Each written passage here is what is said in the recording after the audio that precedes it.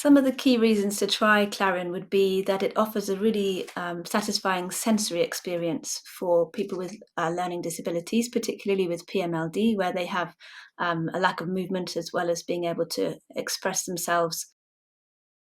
An example that came to mind is of a young woman with Rett syndrome who has very limited movement now. And she was very shy in the therapy room. She wasn't used to trying to initiate communication.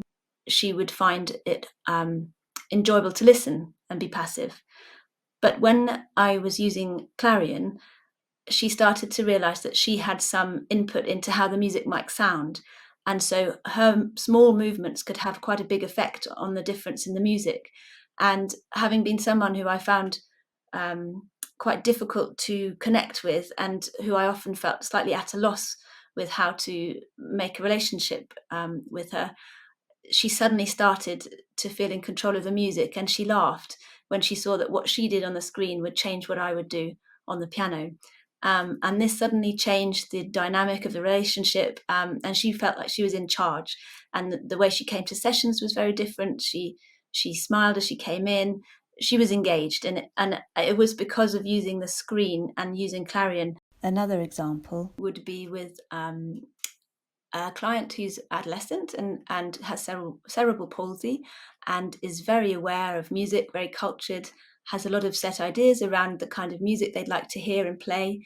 And they can use Clarion by setting up the screen themselves in a way that feels right for them. They felt as if they are playing as if in an orchestra sometimes, but also being able to do intimate music therapy improvisations. It gives freedom of expression in a way that trying to use the acoustic instruments doesn't.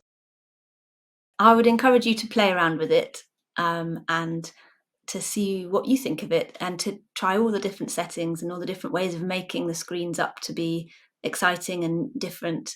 And then that gives you some experience in how someone else might come to the app and to see how they might engage with it. I would also encourage you to try the app with somebody else.